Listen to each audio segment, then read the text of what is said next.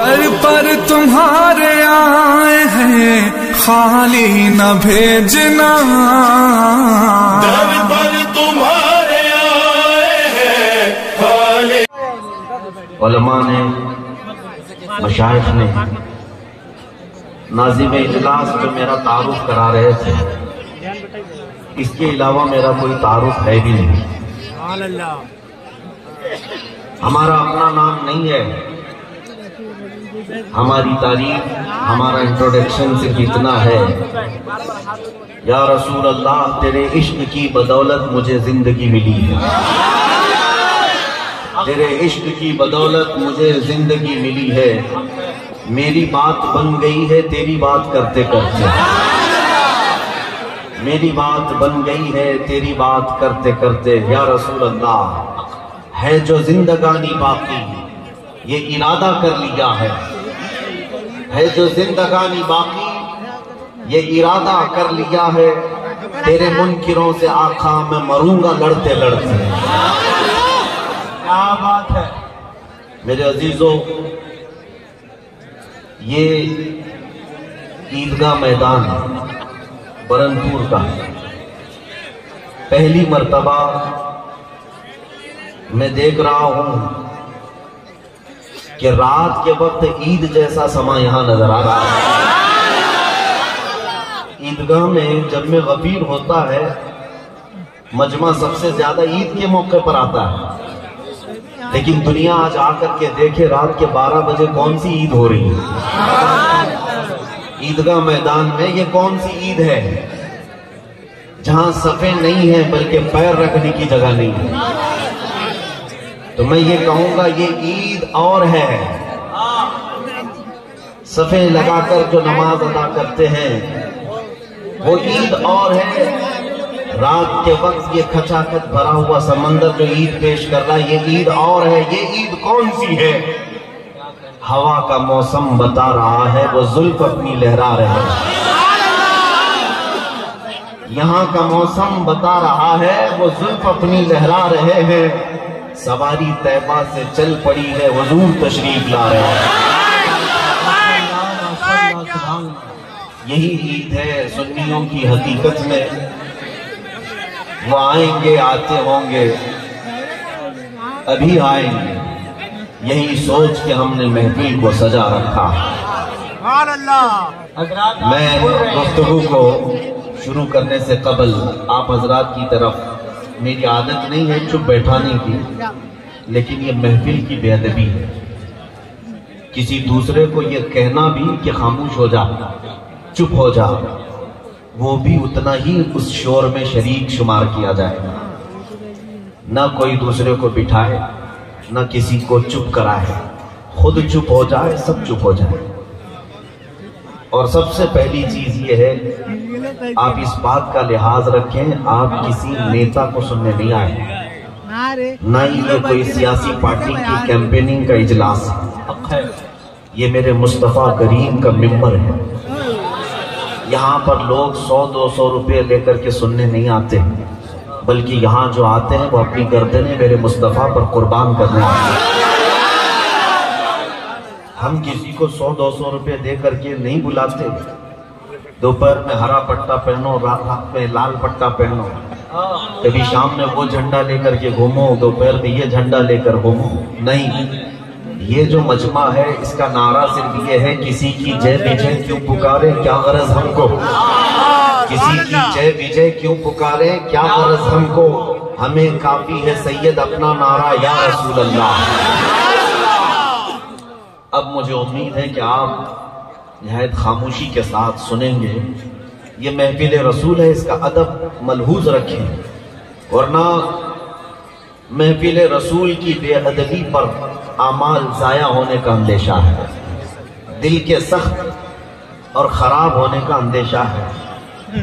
اللہ کریم آپ کی محبتوں کو اسی طرح سلامت رکھے۔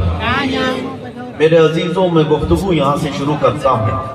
قرآن کہتا ہے کہ نبی مومنوں سے ان کی جان سے زیادہ قریب ہے، مومنوں سے ان کی جان سے زیادہ قریب ہے۔ تو اگر آج دنیا یہ کہتی ہے کہ مسلمان پچھڑے ہوئے ہیں، بیکورڈ ہیں، بہت ہی زیادہ پسماندہ ہے. میں بھی سنتا آیا ہوں, رپورٹیں بھی دیکھتا آیا ہوں.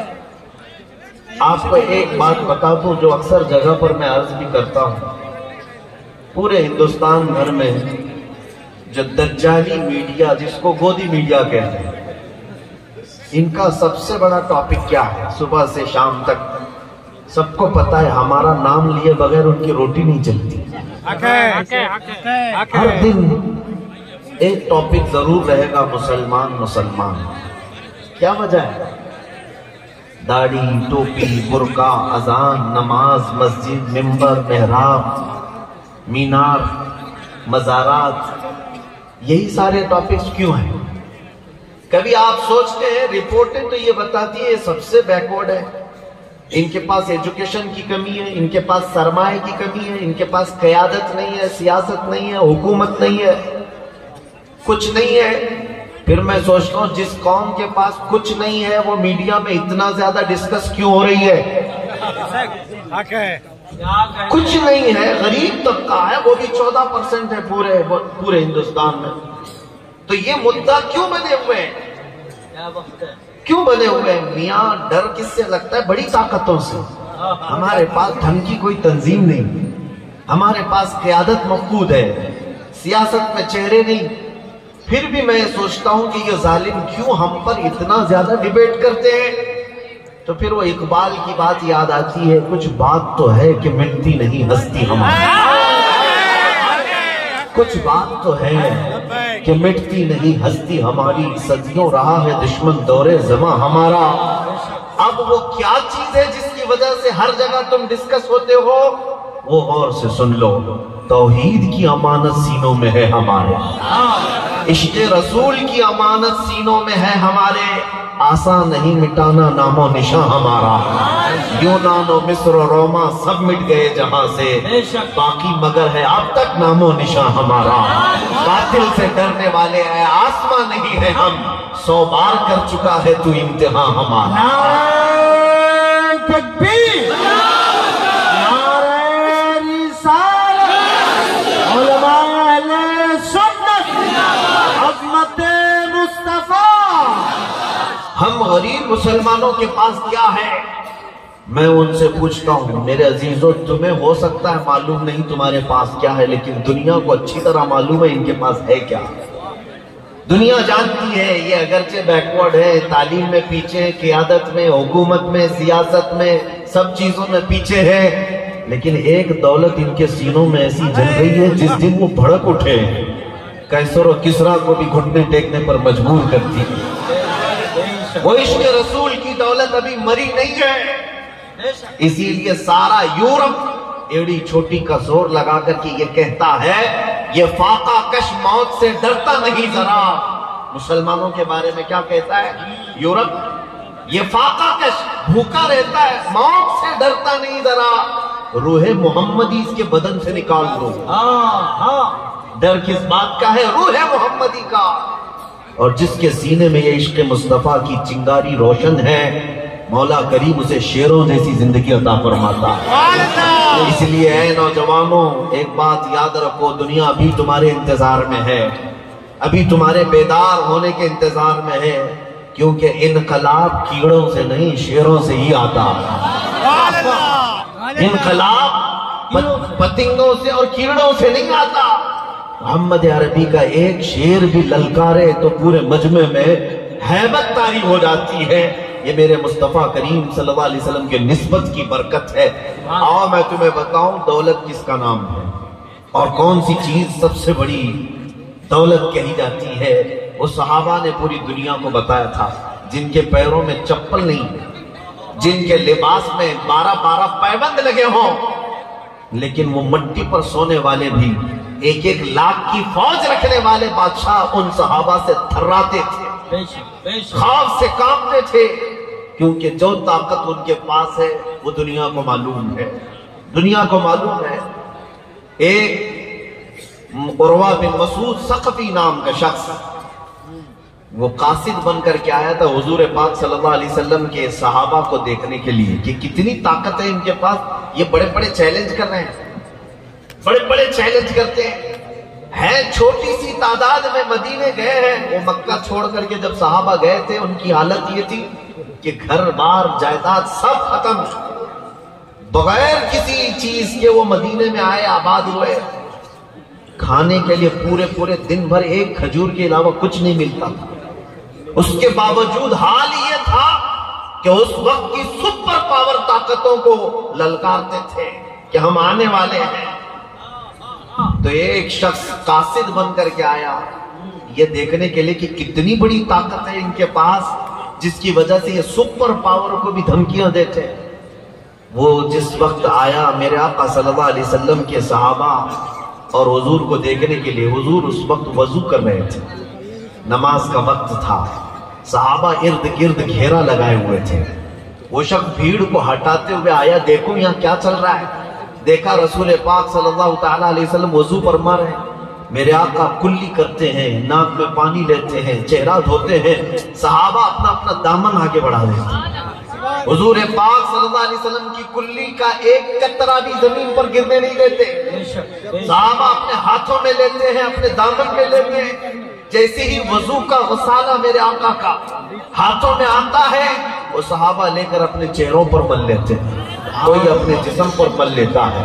यहाँ तक कि नबी पाक सल्लल्लाहु अलैहि वसल्लम का वजू मुकम्मल हुआ, एक कतरा भी वजू के पानी का सहाबा ने जमीन पर गिरने नहीं दिया, सब ले लिया अपने जिस्मों पर लगाया। उन जालिमों को भी इसमें हिदायत मिलनी चाहिए जो हुजूर के तबर्रुकात के खिलाफ नारे लगाते हैं, जिनका कहना है कि तबर्रुकात से होता कुछ नहीं। जालिमों, सहाबा को देखो, सहाबा को देखो। तुम तो अगर ये इल्जाम अगर लगाते हुए बरेलवियों का है तो सहाबा कौन से थे? हकीकत ये है बरेलवियों का अपने पेट से गड़ा हुआ अकीदा कुछ नहीं, जो है आला हजरत का वो सब सहाबा से लिया हुआ है। मसलक आला हजरत सहाबा के तरीके का नाम है।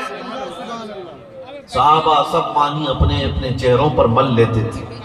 अब फिर वो कासिद उर्वा बिन मसूद सखफी वापस जा करके अपने गुरु घंटालों से कहता है, मोहम्मद अरबी से लड़ने की और मुकाबला करने की आरज़ू छोड़ दो, ये आरज़ू मत रखो। कहा क्यों? बहुत बड़ी ताकत है उनके पास। उर्वा बिन मसूद कहता है, ताकत में हथियार तलवार तो नहीं देखा, लेकिन ऐसे फरजाने और दीवाने उन्होंने जमा किए। मैंने कैसर और किसरा के दरबार भी देखे, ऐसी ताजीम बादशाहों की भी मैंने दुनिया में नहीं देखी जैसे मोहम्मद अरबी के गुलाम उनकी ताजीम करते हैं। वो ऐसे कि मोहम्मद सल्लल्लाहु अलैहि वसल्लम खखार कर थूक भी दे, वो सहाबा अपने हाथों में लेकर के चेहरे पर मल लेते हैं।